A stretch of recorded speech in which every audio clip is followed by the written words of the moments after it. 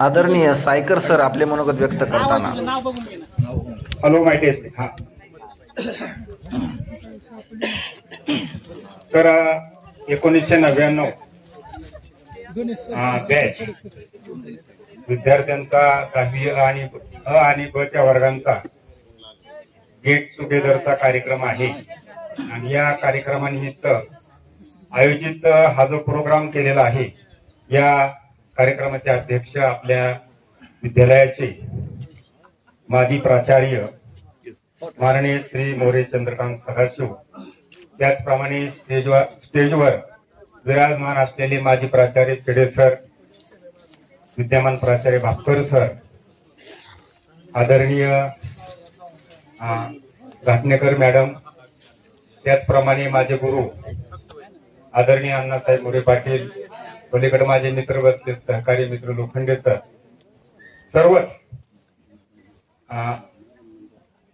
सर्व शिक्षक वृंद, शिक्षकेतर कर्मचारी आणि 99 बॅचचे सर्वच माझ्या समोर बसलेले विद्यार्थी आणि या बॅचचा जर बारकाने अभ्यास केला तर मला 2-4 विद्यार्थ्यांची अगोदर आठवण होती. त्यामध्ये एक महाराज पुढे बसलेले आहे, ग्रामसेवक रफिक आहे, अण्णासाहेबांचा पुतण्या मला दिसला नाही अजून, रामदास आहे, SRPF मेजर आहेत, त्यानंतर अजून 2-4 विद्यार्थी त्यांनी डोक्याचे केस काढलेले होते. तो प्रसंग मला ह्या बॅचचा अण्णासाहेब जास्त आठवतो आणि त्या बॅचचा समाचार तुम्ही घेतला होता, कारण आमच्या ज्यांनी काय ते पेलवत नव्हतं. तर असो, अतिशय चांगल्या प्रकारचा हो असू दे. तर हा कार्यक्रम आयोजित केला. कार्यक्रम आयोजित करण्यापाठीमागचा हेतू असा असतो की आपण एकमेकांच्या काही दिवसामधून गाठीबिटी घेतल्या तर आपल्या जीवनामध्ये एक नवं चैतन्य निर्माण होतं. तुमच्या जीवनामध्ये 100% निर्माण होणार आहे, कारण आमचं आता बरंच आयुष्य वाढ्याकडे चाललेलं आहे. पण तुम्हाला भरपूर जीवन जगायचं आहे. परंतु जीवन जगत असताना जर नम्रतेने जीवन जगलं, असं म्हटलं जातं की नम्रतेशिवाय आपल्याला मान मिळत नाही, आणि जर मान मिळाला तर तो टिकत नाही. म्हणून आयुष्यामध्ये नेहमी नम्रतेने राहायचं किंवा नम्रतेने वागायला शिकायचं. मी पण माझ्या दैनंदिन जीवनामध्ये नम्रता बाळगतो, पण कधी कधी होतं बापूला माहिती ठीक आहे नाही, कधी कधी थोडस इकडं तिकडं होतं, पण नम्रतेशिवाय जीवन जगणं अशक्य आहे. म्हणून नम्रता असणं फार महत्वाचं आहे. दुसरं असं जीवनाबद्दल म्हटलं जातं की जीवन हे मिठासारखं असतं, बरोबर आहे का? परंतु मिठाशिवाय चव नाही. मीठ स्वस्त आहे पण त्याला तेवढंच काय आहे, किंमत आहे. अशा प्रकारचं आपण आपल्या जीवनाला महत्व देऊन जीवनाच्या ट्रॅक मरून पुढे जात असताना जीवन जगलं तर अडचणी येत नाहीत. असो, तुम्ही हा कार्यक्रम ठेवलेला आहे. आज एवढा अडचणीचा दिवस नसतो, पण आज जो दिवस अडचणीचा आहे.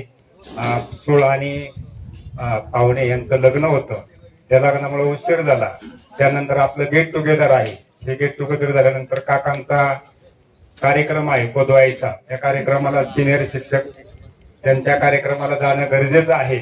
आणि त्यानंतर ऋषिकेशचा एक माजी विद्यार्थ्याचाच एक कार्यक्रम आहे, तिथं बी जाणं गरजेचं आहे. आणि त्यानंतर गोरज मोडकावर जेजुरीला अण्णासाहेब एक लग्न आहे. तर एवढं करून परत मायदेशी यायचे. तर माणसाचं जीवन अतिशय व्यस्त आहे. म्हणून जीवनामध्ये आपल्या गुरुचं, आपल्या जीवनामध्ये जे थोर गुरु भेटले किंवा जे थोर लोक भेटले, व्यक्ती भेटले, त्यांचा मान ठेवा. आपल्याला काही कमी पडणार नाही. आणि तुम्ही तुमच्या जीवनामध्ये कुठेही असो, म्हणजे मोठ्या पदावर असो, रफिक ग्रामसेवक आहे, पुढं साहेब आहेत, गणेश साहेब आहेत, PSI आहेत, मला वाटतं विकास साहेबांचं नाम उल्लेख करायला, ते बी मोठ्या पोस्टवर आहेत. 2-3 जिल्ह्यांच्या बँका त्यांच्या कब्जाशिवाय चालू शकत नाहीत, असा अधिकार त्यांना आहे. राज्याचे महाराष्ट्र आणि गुजरात राज्य. तर असो, अनेक मोठ्या पदावर विद्यार्थी गेलेले आहेत.